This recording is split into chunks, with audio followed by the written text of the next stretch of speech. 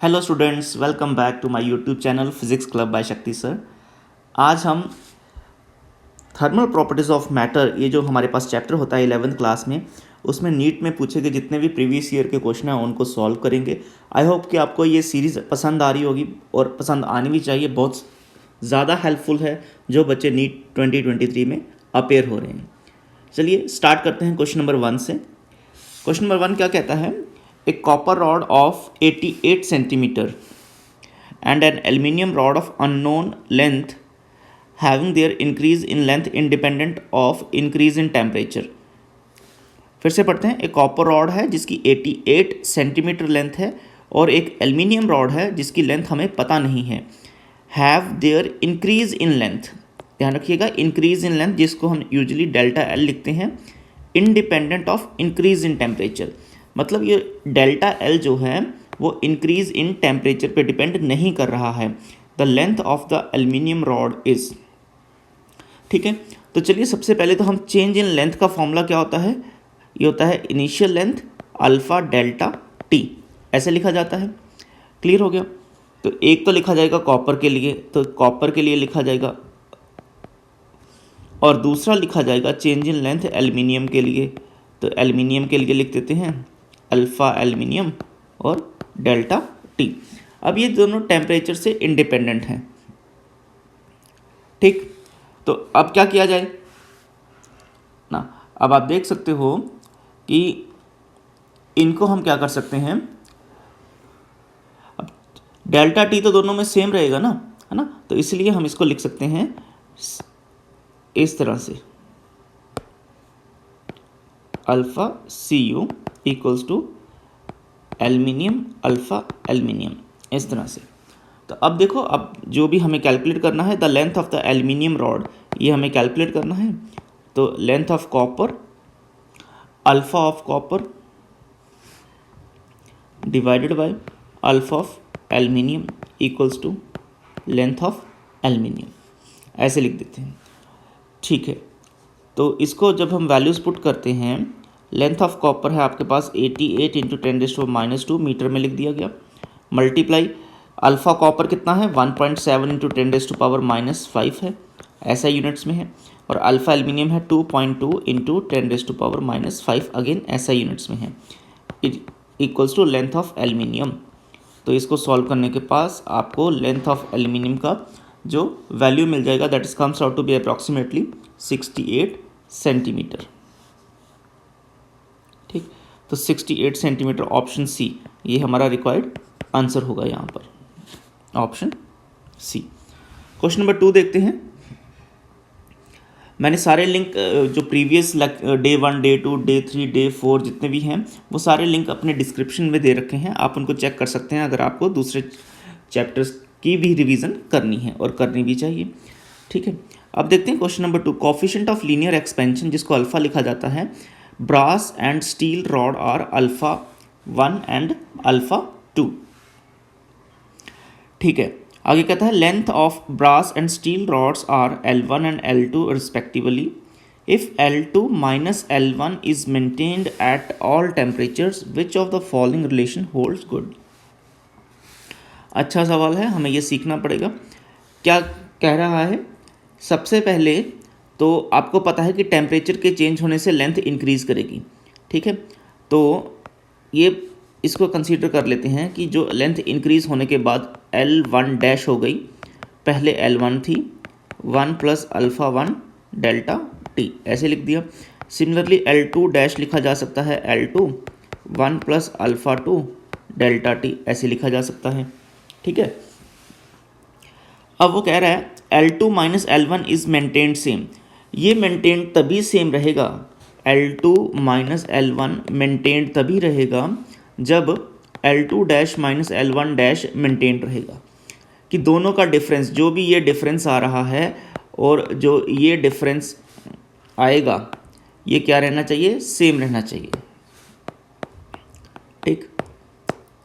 ये डिफरेंस यहाँ से डेल्टा एल ये, और यहाँ से डेल्टा एल डैश, ये सेम रहना चाहिए। तो इसको इक्वेट करना पड़ेगा। इसको इक्वेट का मतलब ये हो गया कि L2 dash minus L1 dash must be equals to L2 minus L1। इस तरह से। अब L2 डैश क्या है मेरे पास, ये है L2 1 plus alpha 2 delta T minus L1 1 plus alpha 1 delta T equals to L2 minus L1। ठीक, सॉल्व करते हैं। सॉल्व करके क्या लिखेंगे, L2 plus L2 alpha 2 delta T minus L1 minus L1 alpha 1 delta T equals to L2 minus L1, ऐसा लिखा गया। चलिए अब देखो यहाँ से कौन कौन सी टर्म्स कैंसिल हो सकती हैं। L2 से L2 कैंसिल हो गया, माइनस L1 से नेगेटिव L1 कैंसिल हो गया। So we are left with L2 alpha 2 delta T equals to L1 alpha 1 delta T, ऐसे लिखा गया। अब डेल्टा टी अगेन कैंसिल हो गई terms, so we are left with L2 alpha 2 equals to L1 alpha 1। So this is the required relation of this numerical. Clear. Question number 3 देखते हैं। The value of coefficient of volume expansion of glycerine is this. Okay, फिर कहता है it means ये जो value हमें दे रखी है ये किसकी वैल्यू है, गामा की वैल्यू है। The fractional change in the density of the glycerine for a raise of 40 degree in its temperature is. अब देखो डेंसिटी का जो वेरिएशन होता है टेम्परेचर के साथ वो क्या लिखा जाता है, rho is equal to rho naught 1 plus gamma delta T, ऐसे लिखा जाता है। ठीक है, इस फॉर्मूले को देखें अगर तो ये हो जाएगा rho equals to rho naught plus rho naught gamma delta T. So rho minus rho naught equals to rho naught gamma delta T, ऐसे हो जाएगा। Rho minus rho naught divided by rho naught equals to gamma delta T, इस तरह से भी लिख सकते हैं। और ये जो चीज़ होगी ये हो गया फ्रैक्शनल चेंज, राइट। ये क्या है, fractional change in density, change in density, ये फ्रैक्शनल चेंज इन डेंसिटी है वो, और किसके बराबर है, गामा डेल्टा टी। गामा की वैल्यू कितनी आ गई मेरे पास, 5 इंटू 10⁻⁻⁴, और डेल्टा टी कितना है मेरे पास 40, इस तरह से। तो जब हम इनको सॉल्व करते हैं तो हमारे पास 5 4 जा 20 कुछ ऐसा आ जाएगा, और इसको जब सॉल्व करेंगे 0.020, तो ये हमारे पास आएगा फ्रैक्शनल चेंज। फ्रैक्शनल चेंज का कोई यूनिट नहीं होता है, सो ये ऑप्शन हो जाएगा B option. Okay, let's move to next question. Question number 4 कहता है on a new scale of temperature which is linear and called the W scale, the freezing and boiling point of water are new scale पे। ठीक है, इस तरह से ये हो गया फ्रीजिंग पॉइंट और ये हो गया बॉइलिंग पॉइंट। न्यू स्केल कितना लिखता है 39 डिग्री, और ये लिखता है 239 डिग्री, इस तरह से। और वाटर का स्केल अगर हम देखते हैं उसमें होता है 0 डिग्री सेल्सियस और 100 डिग्री सेल्सियस ना, वाटर के लिए सेल्सियस स्केल, सॉरी, है ना, सेल्सियस स्केल पे फ्रीजिंग पॉइंट और बॉइलिंग पॉइंट। ठीक है, अब इनमें रिलेशन क्या होता है हमें बड़े अच्छे से पता होता है कि इनमें कैसे लिखा जाता है ना। तो degree Celsius value lower fixed point divided by upper fixed point negative lower fixed point, ये हो गया डिग्री सेल्सियस के लिए। न्यू स्केल के लिए degree W minus lower fixed point divided by upper fixed point negative of lower fixed point, इस तरह से। अब डिग्री सेल्सियस कितना वैल्यू 39, चलिए 39 पुट करते हैं। 39 नेगेटिव लोअर फिक्स पॉइंट 0, अपर हो गया 100 माइनस 0। दूसरे में वो हमें कैलकुलेट करना है, लोअर फिक्स पॉइंट है उसका 39 और अपर फिक्स पॉइंट है 239 नेगेटिव 39। इस इक्वेशन को हमें सॉल्व करना है। जब इसको सॉल्व करते हैं 39 divided by 100 equals two degree W negative of 39 divided by 200। अब देखो यहाँ से ये 2 0 कैंसिल हो गए, क्या रिजल्ट आया हमारे पास, ये आता है 39 multiply 2 plus 39 equals two degree W. इसको जब मैं सॉल्व करता हूँ तो मेरे पास आ जाएगा 117 डिग्री डब्ल्यू, ये टेम्परेचर आएगा मेरे पास। This is the required answer of this numerical. 117 is the option B. ठीक, बी ऑप्शन हो जाएगा। नेक्स्ट क्वेश्चन देखते हैं। Next question, the coefficient of linear expansion of brass and steel are alpha 1 and alpha 2 respectively. When we take the brass rod of length L1 and steel rod of length L2 at 0 degree, then the difference in their length L2 minus L1 will remain the same at all temperatures if. ये same question है, ये हमने question number 2 attempt किया है। Alpha 1 L1 equals to alpha 2 L2, इसका answer आना चाहिए। Same question है, बट ये 1999 में पूछा गया, और जो क्वेश्चन नंबर 2 था वो पूछा गया है ये नीट 2016 में। ठीक, नेक्स्ट क्वेश्चन देखते हैं। कहता है कि हमारे पास जो मरकरी है, the mercury thermometer can be use to measure temperature up to, कि मरकरी का थर्मामीटर जो यूजली हम यूज़ करते हैं, डॉक्टर साहब यूज़ करते हैं, तो वो कब कितना टेम्परेचर मैक्सिमम मेज़र कर सकता है। देखो ये कोई न्यूमेरिकल वैल्यू तो नहीं इसमें यूज़ होगी, बट इसमें एक नॉलेज बेस्ड पॉइंट ज़रूरी होना चाहिए कि मरकरी का जो बॉइलिंग पॉइंट है वो है 367 डिग्री सेल्सियस।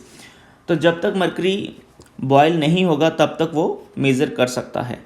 तो इसका मतलब मैक्सिमम वैल्यू कितना मेज़र कर पाएगा, ये कर पाएगा 360 तो मेज़र कर लेगा, लेकिन 367 से ऊपर उसको मेज़र नहीं कर सकता, क्योंकि वो फिर बॉइलिंग स्टेट में चला जाएगा, है ना। नेक्स्ट क्वेश्चन देखते हैं। Question number 7। क्वेश्चन नंबर 7 क्या कहता है? क्वेश्चन नंबर 7 कहता है centigrade and a Fahrenheit thermometer are dipped in a boiling water, the water temperature is lowered, water temperature को कम किया गया until the Fahrenheit thermometer register 140। What is the fall in temperature as register by the centigrade. तो centigrade पे कितना change आया, fall in temperature का मतलब चेंज इन टेम्परेचर, कितना टेम्परेचर में चेंज आया है, इसको भी देख लेते हैं। अब ये सेल्सियस और डिग्री फ़ारेनहाइट के बीच हमें पता होना चाहिए क्या रिलेशन है। सो C -0 100 -0 ऐसा होगा, और डिग्री फ़ारेनहाइट स्केल में क्या होता है F -32 डिवाइडेड बाय 180 डिग्री ऐसा होता है। इनके बीच जब मैं रिलेशन देखता हूँ, F की वैल्यू है 140, C/100 equals to 140 - 32 divided by 180। इसको 0 से 0 कैंसिल हो जाएगा, C divided by 10 equals to 140 से 32 माइनस करेंगे जब, तो 108 बचेगा divided by 18, 108 divided by 18 multiply 10। इसको सॉल्व करोगे आपके पास C का वैल्यू जो है वो आ जाएगा 60 डिग्री। ठीक, अब ये जो 60 डिग्री आपके पास वैल्यू आया है C का, है ना। अब फॉल इन टेम्परेचर निकालना है, तो फॉल इन टेम्परेचर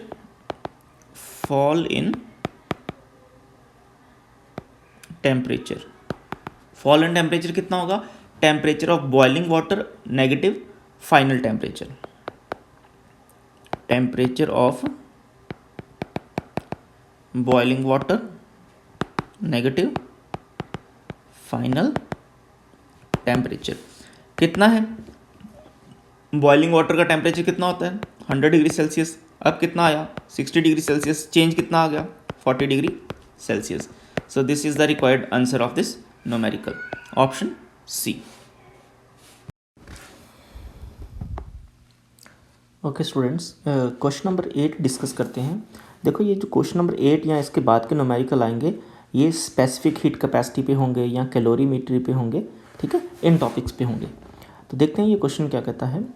कहता है the quantities of heat required to raise the temperature of 2 solid copper spheres of radii R1 and R2 through 1 kelvin is. So 1 kelvin temperature का राइज हुआ है, तो quantities of heat required to raise the temperature, ठीक है, इतना temperature raise करने के लिए इन दोनों स्फीयर्स को कितनी क्वांटिटी की हीट रिक्वायर्ड है उनकी रेशियो बतानी है हमें। चलिए क्वेश्चन को सॉल्व करने की कोशिश करते हैं।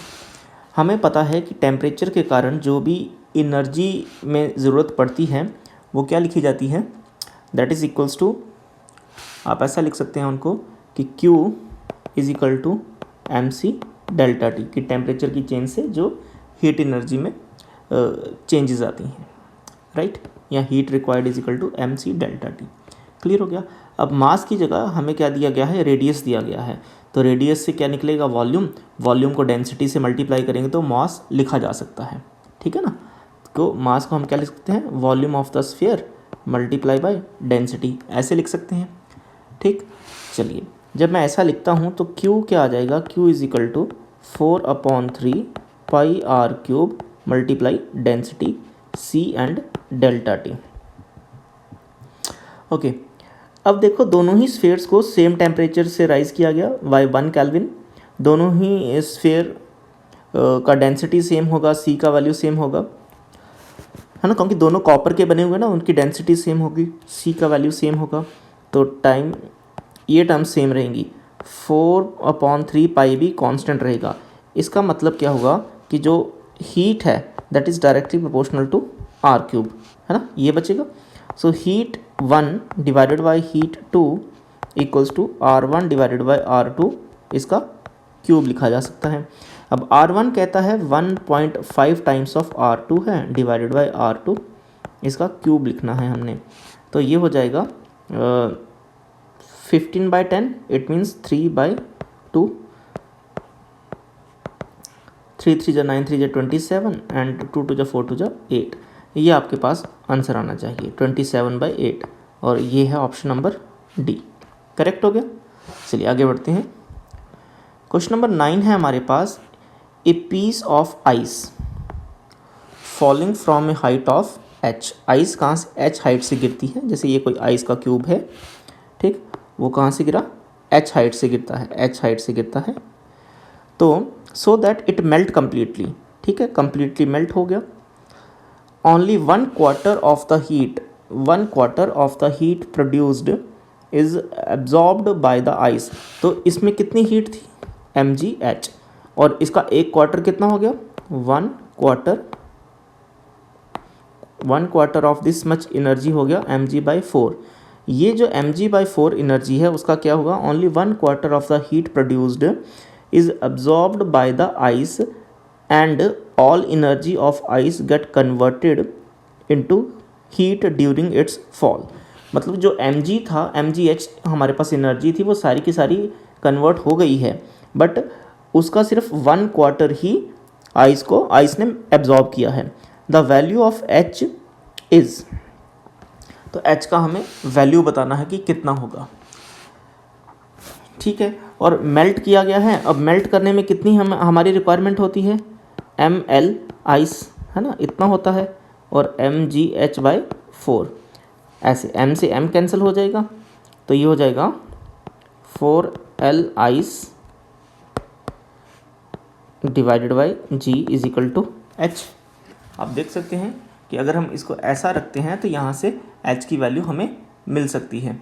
अब h की वैल्यू कितनी हो सकती है, 4 को तो 4 लिखा जाएगा, और लेटेंट हीट ऑफ आइस का वैल्यू है 3.4 इंटू 10⁵ डिवाइडेड बाई g, और g का कितना वैल्यू है, 10 है, ये आ गया h। तो इसको सॉल्व करने पे आपको जो आंसर मिलने वाला है that is 13.6 into 10⁴. So you can easily convert it into 136 kilometer. So this should be the height from where the ice fall. So option B होगा इसके लिए, ऑप्शन B। क्वेश्चन नंबर 10 देखते हैं। क्वेश्चन नंबर 10 क्या सिखाता है हमें, 2 identical bodies हैं, है ना, 2 identical bodies are made of material, एक ही मटीरियल से बनी गई ना, a material for which the heat capacity increases with temperature, ऐसा मटीरियल है जिसमें हीट कैपेसिटी जो है वो कांस्टेंट नहीं रहती, टेम्परेचर के साथ साथ इंक्रीज कर रही है। One of these is at 100 degree Celsius, एक बॉडी 100 डिग्री सेल्सियस पे है, while the other one is at 0 degree Celsius, दूसरी बॉडी 0 डिग्री सेल्सियस पे है। If the two bodies are brought in contact, let's say कि एक body हमारे पास ये है और दूसरी बॉडी हमारे पास ये है, आइडेंटिकल बॉडी है, एक तो है 0 डिग्री सेल्सियस पे और एक है 100 डिग्री सेल्सियस पे। दोनों को आपस में कांटेक्ट में लाया गया। तो जब कांटेक्ट में लाया जाएगा तो आपको पता है क्या होगा, हीट एक्सचेंज होगा इन दोनों में। और अगर ये वाली बात ना लिखी होती कि heat capacities increases with temperature, तो ये फाइनली कहाँ जाके रुकता है इनका हीट एक्सचेंज, 50 डिग्री सेल्सियस पे इक्विलिब्रियम अटेन हो जाता। But as it is given that the heat capacity temperature पे डिपेंड कर रही है, इसका मतलब जो बॉडी ए है जिसका 100 डिग्री सेल्सियस है उसका हीट कैपेसिटी ज़्यादा होगा as compare to 0 degree Celsius. ठीक, तो इसका मतलब वो ज़्यादा हीट रिटेन कर पाएगा, है ना। तो जो फाइनल इक्विलिब्रियम टेम्परेचर होगा वो 50 से ज़्यादा रहेगा, क्योंकि 100 था वो पूरा कम नहीं होगा। सो आपसे पूछा गया है then assuming no heat loss the final common temperature is. देखो ए ऑप्शन जो है 50 डिग्री वो तब होता अगर इनकी स्पेसिफिक हीट कैपेसिटीज़ जो हैं वो कांस्टेंट रहती, वो टेम्परेचर के साथ वेरिएबल ना होती। बट एज इनकी टेम्परेचर के साथ हीट कैपेसिटीज़ वेरी कर रही हैं, इसका मतलब ए जिसका 100 डिग्री सेल्सियस टेम्परेचर है उसकी हीट ज़्यादा होगी heat capacity as compare to B जो कि 0 डिग्री सेल्सियस पे है। इसका मतलब जो फाइनल टेम्परेचर आएगा वो एग्जैक्टली 50 ना आके क्या आ सकता है, मोर देन 50 डिग्री, कि जो फाइनल अटेनमेंट होगा, है ना, वो मोर देन 50 डिग्री आएगा। ओके, तो इस तरह से हम 10 को लिख सकते हैं कि 10 का जो हमारे पास ऑप्शन आने वाला है that is more than 50 degree. ये इससे मैं मार्क कर देता हूँ, ये more than 50 degree. Question number 11 देखते हैं।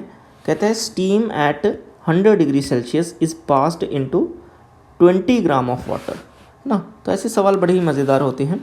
देखो हमारे पास एक तो वाटर है और एक तरफ क्या है, स्टीम है। ये हो गया स्टीम और ये हो गया वाटर, है ना। क्या कहता है, स्टीम एट 100 डिग्री सेल्सियस, ये 100 डिग्री सेल्सियस पे है, is passed into 20 gram of water. So this is 20 gram of water at 10 degree Celsius. ठीक है। When water acquire a temperature of 80 degree Celsius the mass of water present will be। तो ये दोनों आपस में mix होंगे तो finally कहता है कि जब वाटर जो है उसका टेम्परेचर इंक्रीज़ होके 80 डिग्री हो जाएगा ना, कि इसने इसको हीट प्रोवाइड की, ये दोनों जब मिक्स हुए हीट प्रोवाइड की तो वाटर का फाइनल टेम्परेचर कितना हो गया, फिर 80 डिग्री सेल्सियस हो गया, है ना। तो सबसे पहले देखते हैं जब इसको एनर्जी मिलेगी तो ये 80 डिग्री पे आएगा ना 20 ग्राम के लिए, तो कितना हीट इसने गेन किया होगा। ये हीट गेन कितना होगा, ये कितना लिखा जाएगा, mc डेल्टा टी ऐसे लिखा जाएगा ना। m कितना है वाटर का, 20 ग्राम है, c की वैल्यू 1 और डेल्टा टी कितना होगा, 80 degree minus 10 degree equals to 70 degree ऐसे लिखा जाएगा। इतनी इसने हीट गेन की होगी। चलो इतनी बात तो क्लियर होगी कि वाटर को इतनी हीट एनर्जी चाहिए, है ना, mc डेल्टा टी के लिए।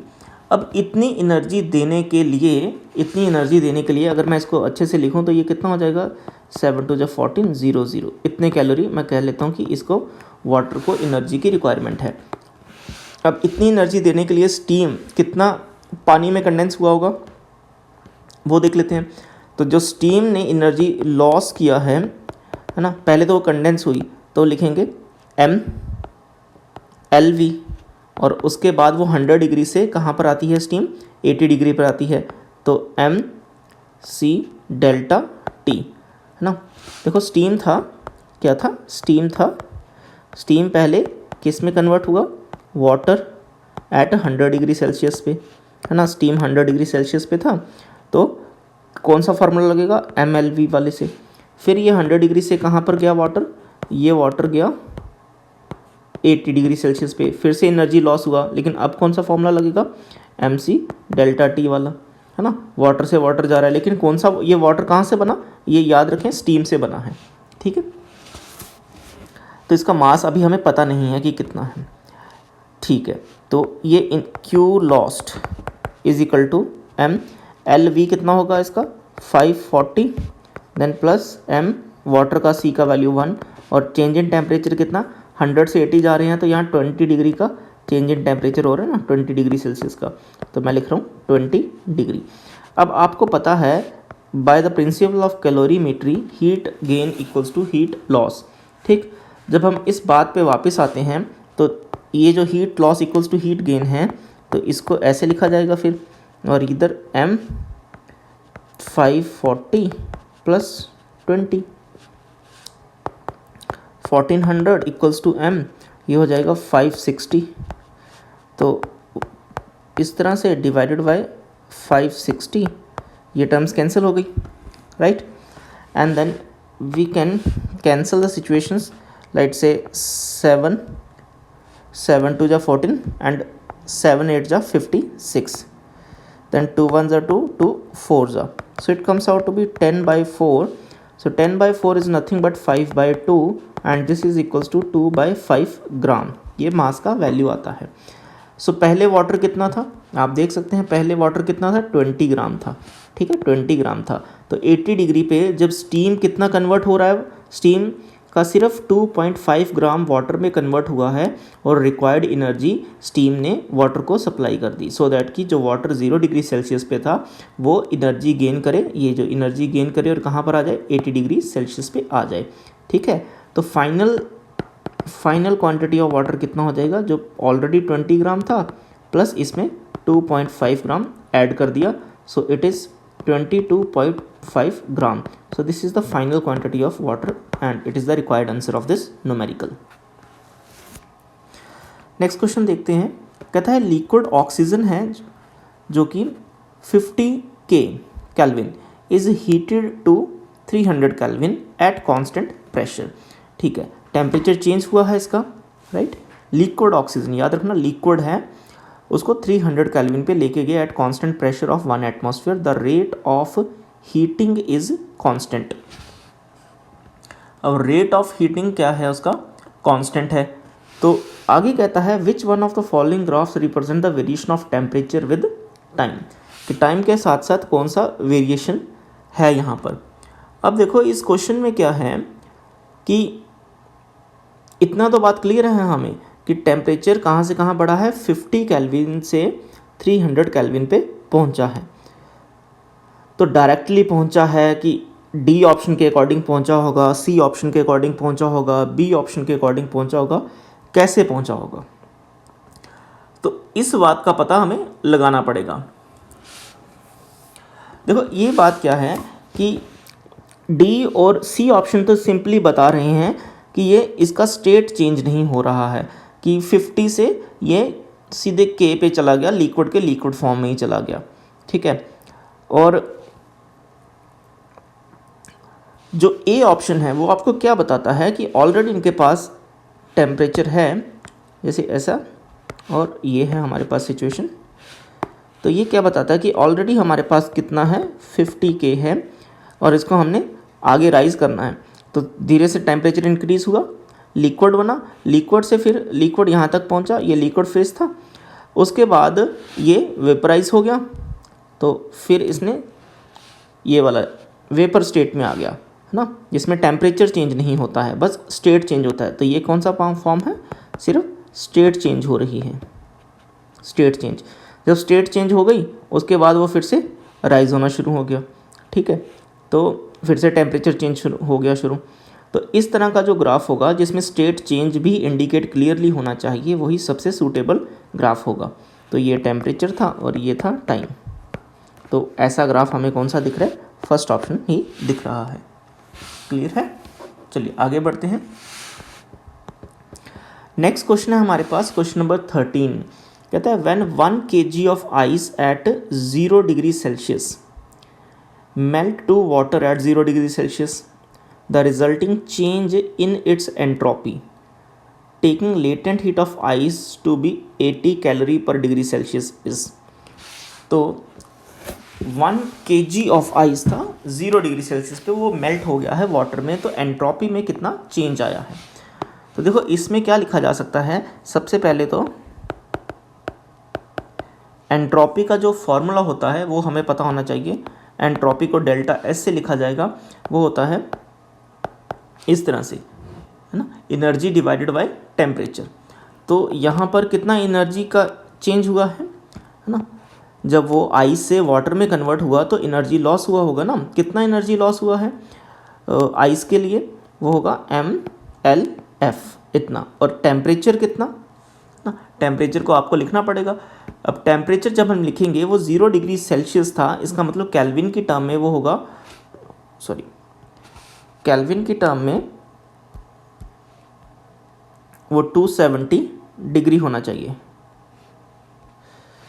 सो m is equal to mLF equals to T is equal to 273, इस तरह से ये केल्विन की टर्म में आ गया।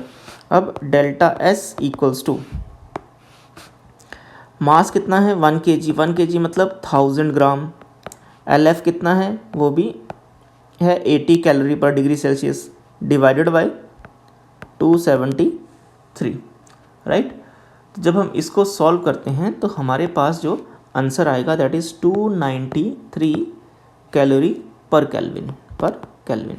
ये आंसर आएगा हमारे पास 273 कैलोरी पर केल्विन। तो ये डी ऑप्शन हो जाएगा। क्वेश्चन नंबर 14 कहता है if 1 gram of steam is mixed with 1 gram of ice और स्टीम बड़ी extreme, then the resultant temperature of the mixture is, है ना। तो ये दोनों पहले वाटर में कन्वर्ट होंगे, तो एक अच्छा सवाल बन सकता है ये। तो क्वेश्चन नंबर 14 को सबसे पहले तो हम देखेंगे कि आइस को 100 डिग्री तक पहुंचने के लिए कितनी एनर्जी चाहिए, ठीक। तो ये है आइस हमारे पास, कितनी है 1 ग्राम है। तो आइस कहाँ पर होगी, यूजुअली मान लेते हैं 0 डिग्री सेल्सियस पे होगी। फिर इसने एनर्जी गेन की और यही 1 ग्राम आइस किस में कन्वर्ट हो गई है, वाटर में कन्वर्ट हो गई है। टेम्परेचर कितना है अभी भी 0 डिग्री, तो इसने ये Q1 एनर्जी गेन किया है, ठीक है। फिर इसने एनर्जी और गेन की स्टीम से, तो यही जो वाटर था 0 डिग्री सेल्सियस पे, अब वही वाटर कितने टेम्परेचर पे आ गया, 100 डिग्री सेल्सियस पे आ गया, है ना। इसने अब Q2 गेन किया।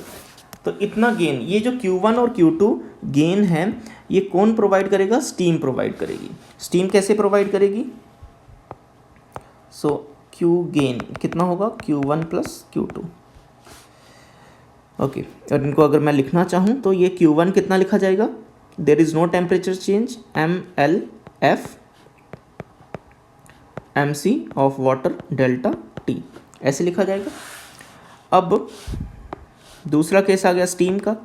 स्टीम कहाँ पर है, 1 ग्राम है, ठीक है 1 ग्राम है, स्टीम है, ठीक। 1 gram of steam is mixed, तो उसको मान लेते हैं वो कहाँ पर है, 0 डिग्री सेल्सियस पे है। अब ये किस में बनेगी, कन्वर्ट होगी स्टीम, 1 ग्राम ही है, लेकिन अब ये किस में कन्वर्ट हो रही है, वाटर में कन्वर्ट होगी। वाटर में भी कितना टेम्परेचर रखेगा, इतना। तो ये जो Q1 डैश अगर मैं लिखता हूँ, ठीक है, इतना एनर्जी लॉस होके वो वाटर में कन्वर्ट हो जाएगी, ठीक है। और कहाँ पर आ जाएगी, 100 डिग्री सेल्सियस पे। अब ये जो एनर्जी लॉस हुआ है Q1 डैश, तो Q1 डैश ये कितना होगा, या सिंपल ये लॉस है और इसको क्या लिखा जाएगा, mLV लिखा जाएगा। m अगेन 1 ग्राम है, ठीक है। तो ये बातें अब हमें यहाँ पर वैल्यूज़ पुट करके सॉल्व करनी पड़ेंगी। चलिए सॉल्व करते हैं। सबसे पहले तो एनर्जी गेन का देखते हैं। एनर्जी गेन वो कितना होगा, m की वैल्यू है 1 और latent heat of fusion 80, m की वैल्यू 1, c ऑफ वाटर 1 और चेंज इन टेम्परेचर हो गया 100। ये आ गया 80 प्लस 100 इज इक्वल टू 180 कैलोरी। दूसरा लॉस देखते हैं। लॉस की अगर मैं बात करता हूँ, अगेन 1 ग्राम है स्टीम और लेटेंट हीट ऑफ फ्यूज़न कितना है, सॉरी वेपराइजेशन कितना होगा 540।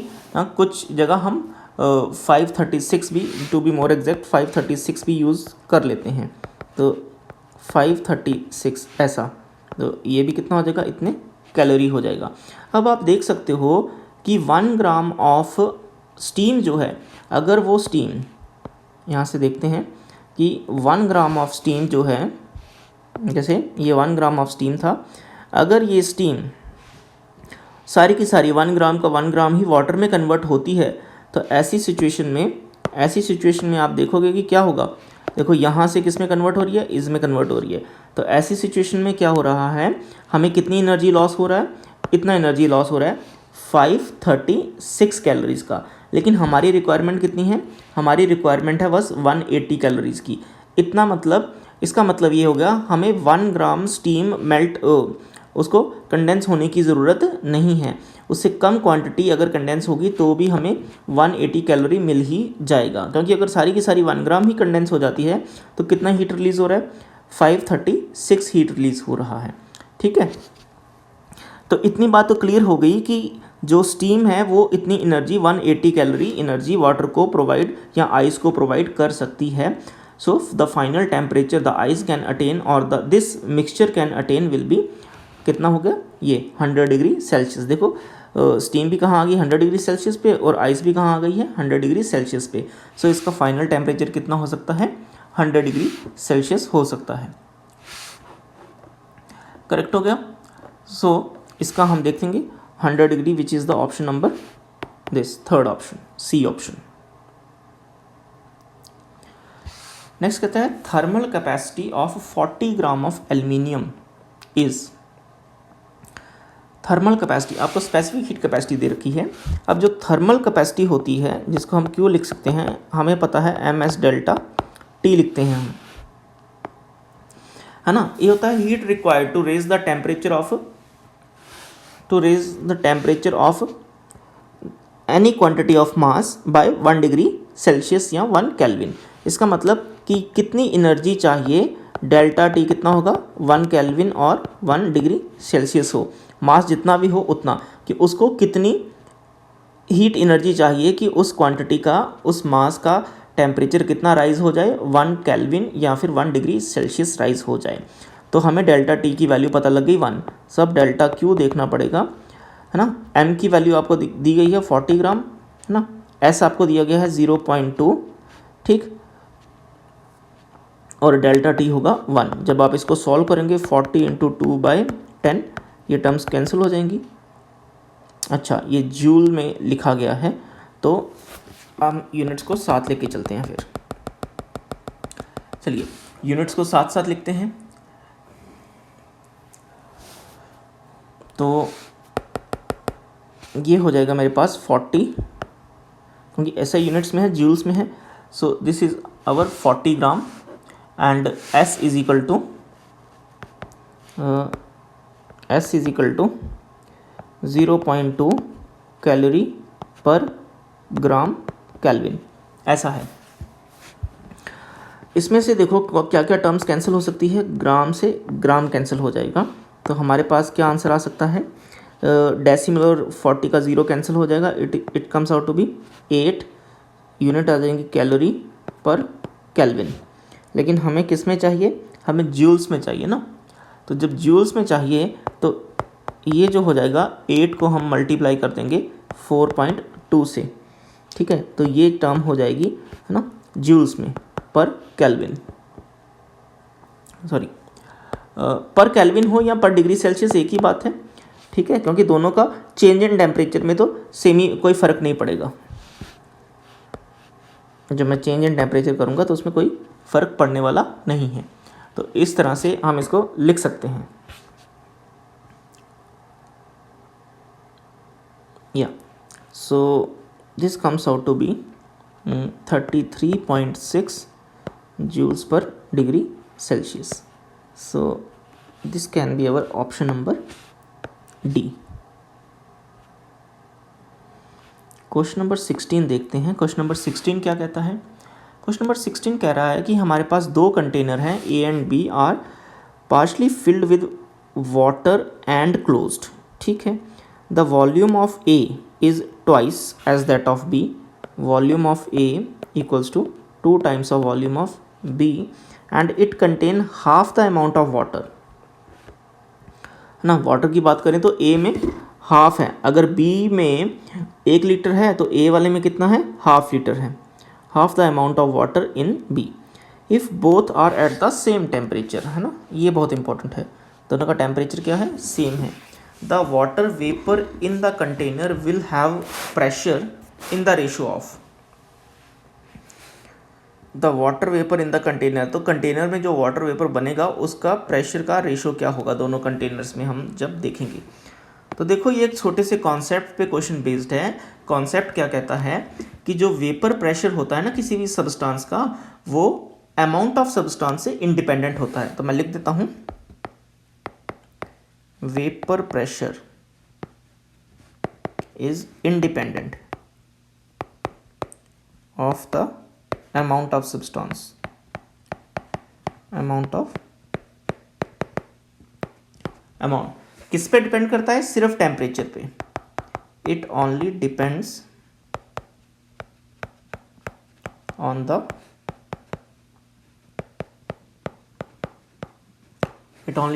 The temperature.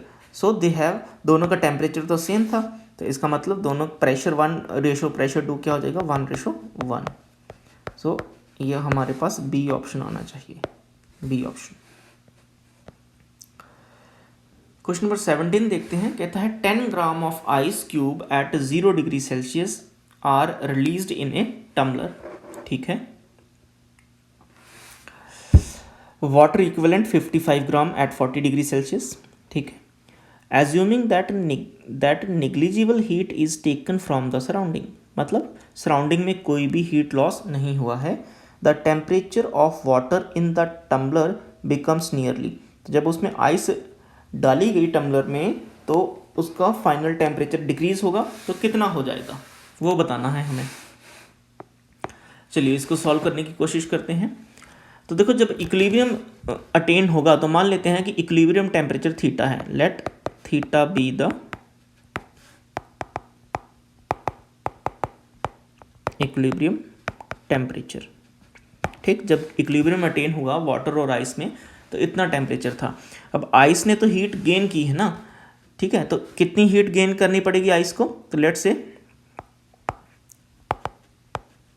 Heat gain by ice is equal to, तो mass of ice, latent heat of vaporisation, फिर वाटर में कन्वर्ट हो जाएगा ms एंड डेल्टा टी मतलब थीटा माइनस 0 डिग्री, ऐसे change in temperature.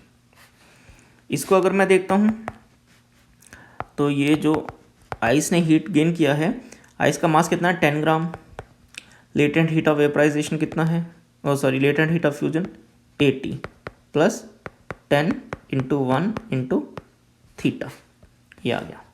So it is 800 plus 10 theta cube ice.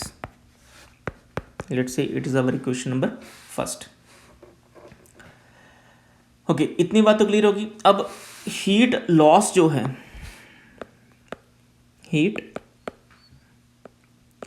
Lost by tumbler and its contents, है ना, तो वो कितना होगा, कितना क्वांटिटी है 55 इक्विवेलेंट है ना, और कितना टेम्परेचर डिफरेंस है 40 माइनस थीटा, क्योंकि पहले तो 40 डिग्री है वाटर, तो अब कम ही हो जाएगा जब उसमें आइस मिक्स करेंगे, तो ये हो गया।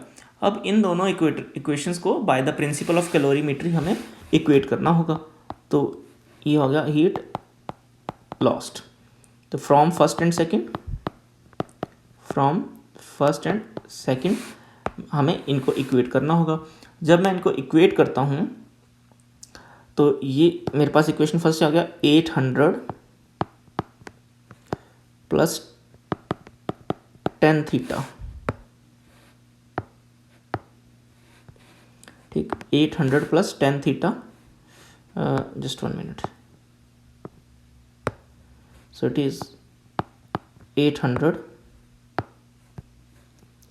Plus 10 theta equals to, it is 55 40 minus theta.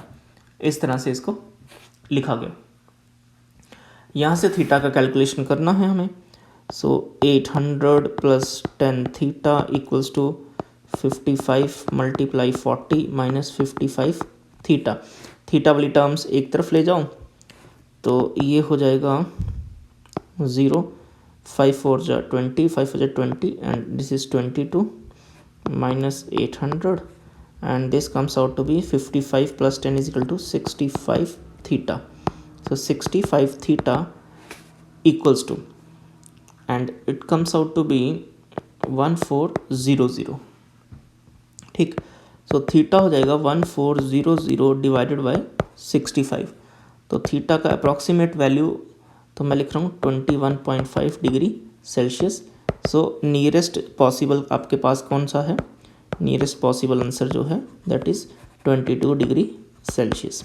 तो ये आपका रिक्वायर्ड आंसर हो सकता है, ऑप्शन बी. क्लियर हो गया? क्वेश्चन नंबर 18 देखते हैं. क्वेश्चन नंबर 18 या इसके बाद के जितने भी सवाल होंगे ना वो हीट ट्रांसफ़र पे पूछे जाएंगे. ठीक है, तो क्वेश्चन नंबर 18 क्या कहता है कि a cup of coffee cools from 90 degree Celsius to 80 degree Celsius in T minutes when the room temperature is 20 degree Celsius. The time taken by a similar cup of coffee to cool from 80 degree Celsius to 60 degree Celsius at a room temperature same at 20 degree Celsius is. तो हमें time calculate करना है. पहले case में पहली condition में जो time given है वो T मिनट्स दिए हैं, तो दूसरी कंडीशन का टाइम पता करना है. अब देखो ये न्यूटन लॉ ऑफ कूलिंग पे डिपेंड करता है, और न्यूटन लॉ ऑफ कूलिंग के फॉर्मूले के अकॉर्डिंग हमारे पास जो फॉर्मूला होता है वो मैं आपको लिख के बताता हूँ. न्यूटन लॉ ऑफ कूलिंग का जो हमारे पास फॉर्मूला होता है that is rate of cooling. क्या होता है? Rate of cooling. That is इस तरह से, कैपिटल T टेम्परेचर को बता रहा है और स्मॉल t टाइम को बता रहा है. रेट ऑफ कूलिंग किसके इक्वल होता है? K initial plus final divided by 2 minus surrounding temperature. तो ये होगा. अब मैं इसमें सब्सिट्यूट करूँगा अगर वैल्यूज़ को, तो डेल्टा टी जो है delta T upon delta T है ना, D T upon D T rate of cooling. तो इसमें कहाँ से कहाँ टेम्परेचर डिफरेंस है, या कई बार आप ऐसा भी लिख सकते हो delta T upon delta T, ठीक है, इज इक्वल टू के times of T initial plus T final divided by 2 minus. अब डेल्टा टी किसको इंडिकेट करता है? चेंज को, फाइनल माइनस इनिशियल को. ठीक है, तो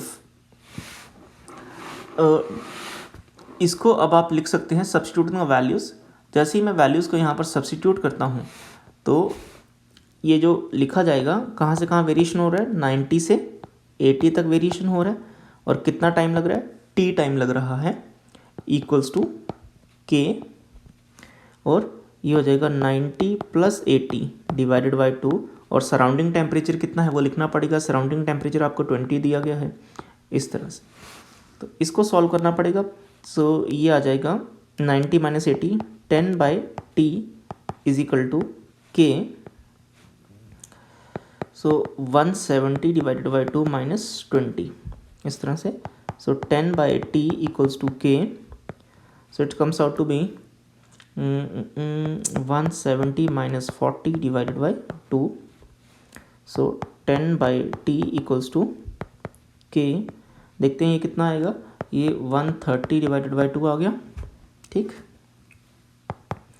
10 बाई टी इक्वल्स टू, इसको सॉल्व करेंगे अगर हम, 2 1 ज़ा 2, तो ये 65 पे बैठेगा, 65 के. ओके, सो टी का वैल्यू हमें पता लग गया है इस इक्वेशन से. जैसी ज़रूरत पड़ेगी हम उसको यूज़ कर सकते हैं. ये हो गया फर्स्ट कंडीशन की. अब कंडीशन सेकंड जो है ना, कंडीशन सेकंड भी तो होगी ना. कंडीशन सेकंड क्या कहती है उसको भी देख लेते हैं. कंडीशन सेकंड हमें कह रही है कि अब इनिशियल टेम्परेचर 80 है और फाइनल टेम्परेचर 60 है. तो फिर से जब मैं लिखूँगा तो 80 minus 60 divided by T dash ऐसा लिखा जाएगा ना. के इक्वल्स टू के, और के का वैल्यू कितना होगा? 10 बाई 65 टी ना. के का वैल्यू इतना हो सकता है ना, 10 by 65.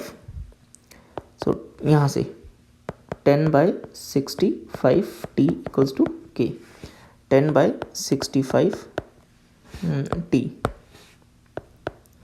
Equals to, so 80 plus 60 divided by 2, और सराउंडिंग टेम्परेचर अभी कितना है? 20 है. इसको जब मैं सॉल्व करता हूँ 80 माइनस 60, तो it's comes out to be 20 divided by T dash equals to 10 by 65 करूँगा. 5 के टेबल से अगर देखता हूँ तो 2 divided by 13 T 140 divided by 2 negative of 20 ऐसा लिखा जाएगा। So 20 divided by T dash equals to 13t, ये आ जाएगा 70 minus 20, correct. 20 by T dash equals to 2 by 13t और ये आ जाएगा 50। इसको अब हमें सॉल्व करना है। इसको जब मैं सॉल्व करूँगा तो देखो ये 0 से ये 0 कैंसिल हो जाएगा, ठीक, एंड 2 1 2, 2 1 2, तो ये ख़त्म हो गया कसम से। तो हमारे पास सिर्फ क्या बचा है, 1 by T dash equals to 5 by 13t। तो टी डैश कितना आ गया, T dash is equal to 13 by 5t, ये आ गया हमारे पास। So this is our required answer, ठीक है। कितना आ गया, 13 बाई 5t। आप ऑप्शन देख सकते हैं, अब 13 बाई 5t बी ऑप्शन होगा। ओके, नेक्स्ट क्वेश्चन देखते हैं। क्वेश्चन नंबर 19 कहता है 3 stars A, B and C have surface temperatures TA, TB and TC respectively.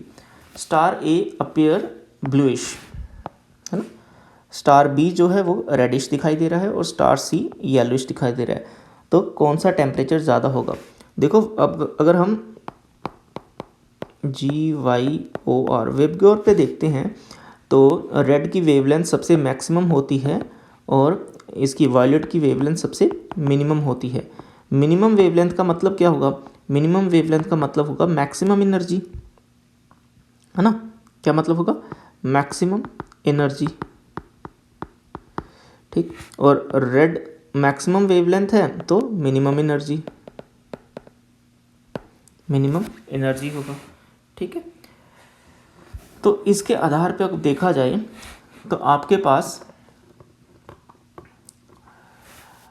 और दूसरा हमारे पास एक टेम्परेचर और वेवलेंथ के बीच भी रिलेशन होता है ना। मिनिमम वेवलेंथ है और मैक्सिमम वेवलेंथ है, तो क्या रिलेशन है, टेम्परेचर व्हेन डिस्प्लेसमेंट लॉ के according temperature is inversely proportional to wavelength होता है, कि जिसकी वेवलेंथ ज़्यादा होगी उसका टेम्परेचर कम होगा। वेवलेंथ किसकी ज़्यादा है, रेड की वेवलेंथ ज़्यादा है तो रेड का टेम्परेचर क्या होगा, कम होगा।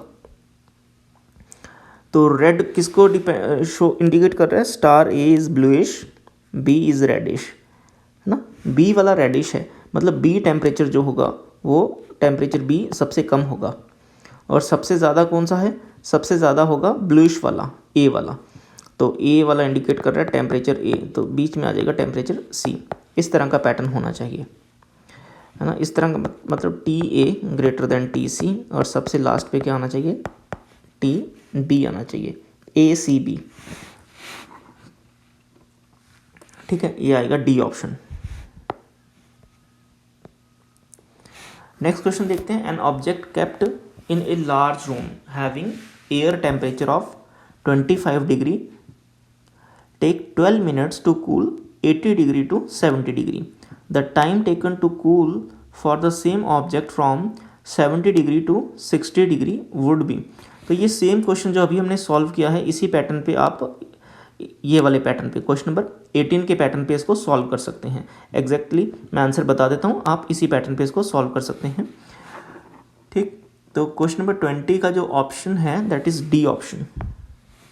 15 मिनट आपके पास ये आंसर आएगा, उसी पैटर्न पे आप सॉल्व करिए, आपसे ये सॉल्व हो जाएगा।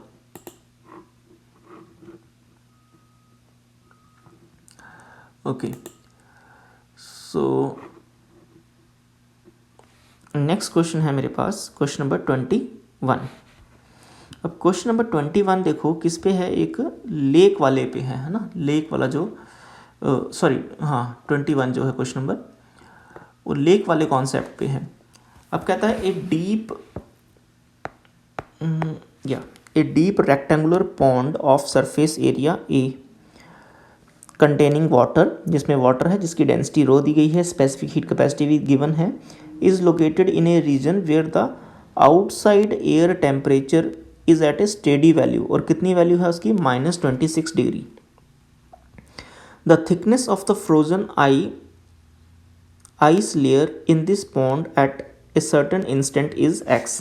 तो ये कुछ इस तरह की सिचुएशन हमें बता रहा है कि जैसे ये सिचुएशन है कि ये सिचुएशन है कि ये हो गया x ना, इतना आइस फ्रोज़न हो गया है और ये हो गया इसका सरफेस एरिया। ये है 0 डिग्री सेल्सियस और यहाँ पर है वाटर और ऊपर वाला एरिया इसका जमा हुआ है, ये आइस है ना, और इसका सराउंडिंग टेम्परेचर है -26 degree Celsius.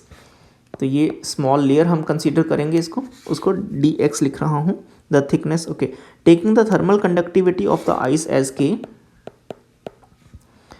and its specific latent heat of fusion is L, the rate of increase of the thickness of ice layer at this instant would be, rate of increase, rate मतलब time, तो आपसे ये पूछा गया है, ये चीज़ पूछी गई है कि ये कितना होगा। ठीक है, देखो स्टेडी स्टेट में इन्होंने स्टेडी वर्ड यूज़ किया। स्टेडी स्टेट में हमारे पास क्या होता है, delta x upon delta T, है ना। अब ये जो delta x upon delta T है, हम सबको पता है डायरेक्टली प्रोपोर्शनल टू एरिया होता है और फिर टेम्परेचर डिफरेंस होता है। टेम्परेचर डिफरेंस, ज़्यादा वाला टेम्परेचर कौन है 0 डिग्री सेल्सियस, कम वाला टेम्परेचर कौन सा है -26 degree Celsius, divided by perpendicular displacement. Perpendicular displacement यहाँ कौन है, एक्स है ना। ये जो रेट ऑफ हीट, जिसको हीट करंट भी बोलते हैं, that is directly proportional to cross sectional area, temperature difference and the perpendicular distance, ऐसे लिखा जाता है। इस प्रोपोर्शनलिटी को हटाने के लिए, है ना, इस प्रोपोर्शनलिटी को हटाने के लिए हम कांस्टेंट का इस्तेमाल करते हैं और उस कांस्टेंट को क्या लिखा जाता है, के कांस्टेंट लिख दिया गया। तो इस तरह से इसको लिखा जाएगा। ठीक, तो अब ऐसे हमने इसको लिख दिया। जैसे इसको लिखेंगे तो इसके हिसाब से आप इसको कुछ ऐसा भी लिख सकते हैं, इस तरह से, is equal to KA/x and minus minus हो जाएगा, ये हो जाएगा 26, इतना। अब ये जो एनर्जी है, ये जो dq है वो कितनी होगी, ml होगी ना, क्योंकि आइस क्या हो रही है, फ्रीज हो रही है।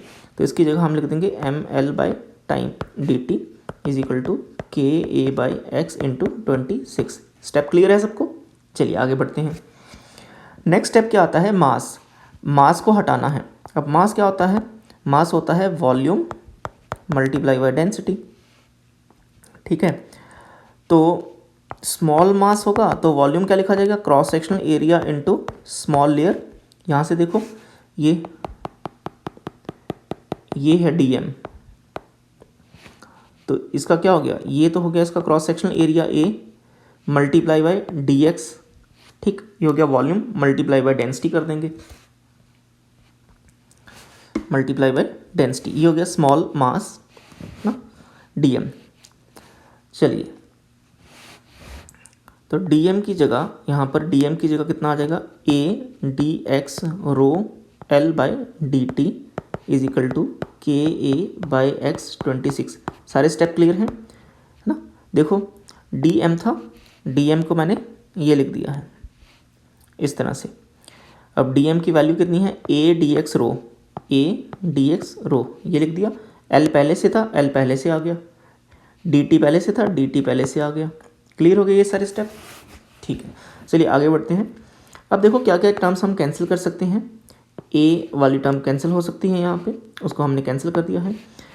और हमें कैलकुलेट क्या करना था, मैंने आपको पहले बता दिया कि इन्होंने क्लियरली लिखा होगा क्या कैलकुलेट करना है, the rate of increase of the thickness, मतलब हमें ये कैलकुलेट करना है, dx/dt कैलकुलेट करना है। जब हम dx/dt कैलकुलेट करने निकलेंगे तो यहाँ से हमें पता लग जाएगा कि dx/dt किसके बराबर है, ये हो जाएगा K26 डिवाइडेड बाई x है रो L। तो शायद ऐसा ही कुछ ऑप्शन आपको दिख जाना चाहिए।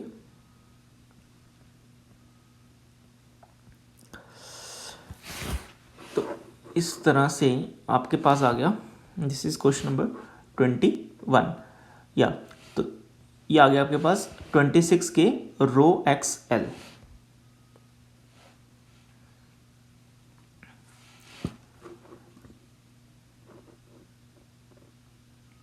26 के रो XL।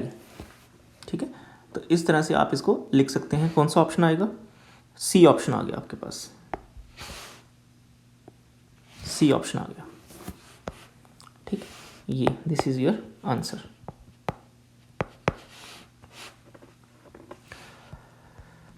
ओके, क्वेश्चन नंबर 22 देखते हैं। कहते हैं the power radiated by the black body is P. एक ब्लैक बॉडी है, उसने कितनी पावर रेडिएट कर सकता है? P. And it radiate maximum energy at a wavelength of, इतनी वेवलेंथ पे वो मैक्सिमम एनर्जी रेडिएट करता है। कहता है if the temperature of the black body is now changed so that it radiate maximum energy at a wavelength of 3/4 lambda naught, the power radiated by it becomes np, then the value of n। तो अब हमें ये बातें सीखनी पड़ेंगी कि ये को पावर को और कैसे रिलेट किया गया है। सबसे पहले तो पावर को ये सीख लेते हैं कि power is directly proportional to temperature power 4, एक ये बात पता होनी चाहिए, और lambda is inversely proportional to temperature, एक ये बात हमें पता होनी चाहिए। अब वो पावर को लैम्डा से रिलेट कर रहा है, इसका मतलब क्या हो गया? पावर और लैम्डा के बीच क्या रिलेशन हो गया? Power is directly proportional to temperature और temperature is inversely proportional to lambda, ये रिलेशन हो गया। इसका मतलब power 2 divided by power 1 equals to lambda 1 upon lambda 2 power 4, ऐसा आएगा। पावर 2 है n टाइम्स ऑफ p, पावर 1 है p इक्वल्स टू लैम्डा 1 कितना है? लैम्डा 1 है लैम्डा नॉट, और लैम्डा 2 कितना है? 3/4 टाइम्स ऑफ लैम्डा नॉट, और इसकी पावर 4 चली जाएगी, p से p कैंसिल हो जाएगा और लैम्डा से लैम्डा कैंसिल हो जाएगा। n का वैल्यू कितने आने वाला है?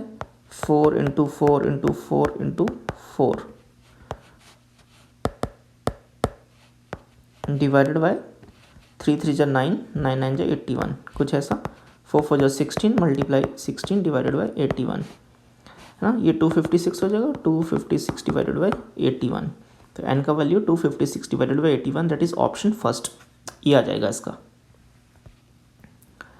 क्वेश्चन नंबर 23 देखते हैं। क्वेश्चन नंबर 23 हमें कहता है कि two rods A and B of different materials are welded together as shown in figure. Their thermal conductivities are K1 and K2.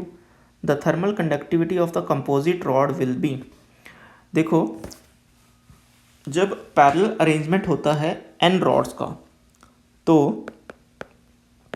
Equivalent thermal conductivity लिखी जाती है K1 A1 plus K2 A2 and so on divided by A1 plus A2 plus A3 and so on.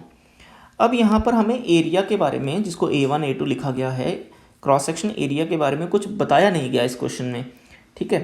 तो option में भी नहीं बताया गया, है ना। तो इसका मतलब हम ये एज्यूम करके चलेंगे इस न्यूमेरिकल में कि इनका क्रॉस सेक्शनल एरिया जो है वो क्या है? सेम है दोनों का। तो अगर क्रॉस सेक्शनल एरिया इनका सेम हो जाता है तो K इक्विवेलेंट क्या बन जाएगा फिर?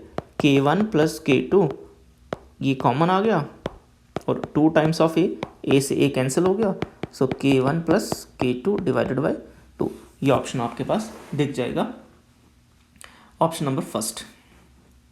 ओके, नेक्स्ट क्वेश्चन देखते हैं। नेक्स्ट क्वेश्चन कहता है spherical black body with radius of 12 centimetre radiate 450 watt power at, तो देखो हमें रेडियस भी गिवन है, रेडियस गिवन है, टेम्परेचर गिवन है और पावर गिवन है। कहता है if the radius were halved and the temperature is doubled then the power radiate. Again formula तो स्टीफन्स लॉ जिसको कहते हैं हम, क्या होता है? Power is equal to sigma A T4। So power is directly proportional to area जो होता है पाई आर स्क्वायर लिखा जाएगा, तो रेडियस का स्क्वायर और टेम्परेचर की पावर 4, ऐसा।